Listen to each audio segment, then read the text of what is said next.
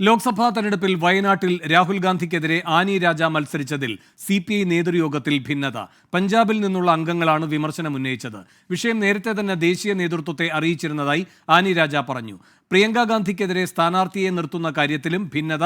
ഇക്കാര്യം പിന്നീട് തീരുമാനിക്കും. ബൽറാം നെടുങ്ങാടി ഡൽഹിയിൽ നിന്ന് കൂടുതൽ വിവരങ്ങളുമായി ചേരുന്നു. ബൽറാം, എന്താണ് ഈ പഞ്ചാബിൽ നിന്നുള്ളവർ വിമർശനമായി ഉന്നയിച്ചത്? എന്തൊക്കെയാണ് വിവരങ്ങൾ? വേണു, വയനാട്ടിൽ രാഹുൽ ഗാന്ധിക്കെതിരെ CPIയുടെ ദേശീയ നേതാവായ ആനി രാജ മത്സരിച്ചത് അത് ശരിയായില്ല എന്നും രാഷ്ട്രീയ വിവേകമില്ലായ്മയാണ് ഇത്തരത്തിലുള്ള ഒരു അവസരം ഉണ്ടായത് എന്നുമുള്ള വിമർശനമാണ് CPI നേതൃയോഗത്തിൽ ഉയർന്നത്.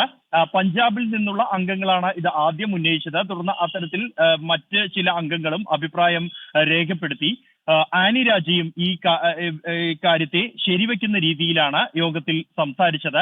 നേരത്തെ തന്നെ താൻ ഇക്കാര്യം പാർട്ടിയുടെ ശ്രദ്ധയിൽപ്പെടുത്തിയിരുന്നു എന്ന് ആനി രാജ വ്യക്തമാക്കി. കൂടാതെ ഇക്കാര്യം ചൂണ്ടിക്കാണിച്ചുകൊണ്ട് തന്നെ വിശദമായ ഒരു കത്ത് തെരഞ്ഞെടുപ്പിന് മുമ്പായി തന്നെ പാർട്ടി നേതൃത്വത്തിന് നൽകിയിരുന്നു എന്നും ആനി രാജ ഈ യോഗത്തിൽ അറിയിച്ചു. കൂടാതെ ഈ കത്തിന്റെ പകർപ്പ് ആനി രാജ ഈ യോഗത്തിൽ അറിയിച്ചു. കൂടാതെ ഈ കത്തിന്റെ പകർപ്പ് യോഗത്തിൽ അവതരിപ്പിച്ചു. ഈ കത്തിൽ പ്രധാനമായും ഇത്തരത്തിൽ ഒരു അവസരം ഇന്ത്യ സഖ്യത്തിന്റെ ഭാഗമായ കോൺഗ്രസും CPIയും തമ്മിൽ ഏറ്റുമുട്ടുന്നത്, ആ ഇരു പാർട്ടികളുടെയും ദേശീയ നേതാക്കൾ ഒരു മണ്ഡലത്തിൽ ഏറ്റുമുട്ടുന്നത് BJP രാഷ്ട്രീയ മുതലെടുപ്പ് നടത്താൻ സാധ്യതയുണ്ട് എന്നും പരിഹസിക്കാൻ ഇടയാക്കും എന്നതടക്കം ചൂണ്ടിക്കാണിച്ചുകൊണ്ടാണ് ഈ കത്ത്. അതേസമയം സംസ്ഥാന ഘടകമാകട്ടെ ഇക്കാര്യം നിഷേധിക്കുകയായിരുന്നു. സംസ്ഥാനത്ത് നിന്നും ഈ ചർച്ചയിൽ സംസാരിച്ച നേതാക്കൾ ജില്ലാ കമ്മിറ്റികളാണ് സ്ഥാനാർത്ഥികളെ നിശ്ചയിച്ചത്. 3 ജില്ലാ കമ്മിറ്റികൾ ആനി രാജയുടെ പേര് മുന്നോട്ട് വെച്ചിരുന്നു. വയനാട് മണ്ഡലം 3 ജില്ലാ കമ്മിറ്റികളുടെ ഭാഗമായി വരുന്ന ഒരു മണ്ഡലം കൂടിയാണ്.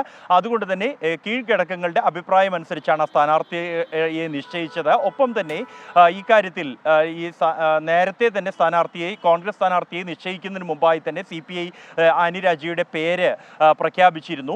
പിന്നീട് തിരുത്തൽ നടപടികൾ ആവശ്യമായിരുന്നു എങ്കിൽ ദേശീയ നേതൃത്വത്തിന് ഇക്കാര്യത്തിൽ തീരുമാനമെടുക്കാൻ സമയവും അവസരവും ഉണ്ടായിരുന്നു എന്നാണ് സംസ്ഥാന ഘടകം നിലപാട് അറിയിച്ചത്. കൂടാതെ മത്സരിക്കുന്നതിൽ നിന്നും മാറി നിന്നിരുന്നു CPI എങ്കിൽ അത് BJPക്ക് കൂടുതൽ വോട്ടുകൾ നേടാൻ അവസരമുണ്ടാക്കുമായിരുന്നു എന്നും സംസ്ഥാനത്തെ രാഷ്ട്രീയ സാഹചര്യങ്ങൾ കൂടി പരിഗണിക്കേണ്ടതുണ്ട് എന്നുമാണ് സംസ്ഥാന നേതൃത്വം നിലപാട് അറിയിച്ചത്. ഇതിനോടൊപ്പം തന്നെ നിലവിലിപ്പോൾ പ്രിയങ്ക ഗാന്ധിയുടെ പേര് കോൺഗ്രസ് വയനാട്ടിലെ സ്ഥാനാർത്ഥിയായി പ്രഖ്യാപിച്ച സാഹചര്യമുണ്ട്.